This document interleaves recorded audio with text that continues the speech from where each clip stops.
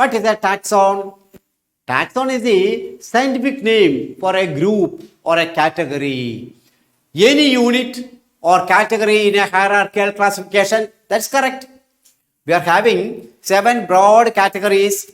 Each of them are actually a taxon. So, each taxon is actually a rank, a species of a hierarchical classification. No, species is a taxon, genus is a taxon, kingdom is a taxon. Group of close related, no. Group of close related organisms, no.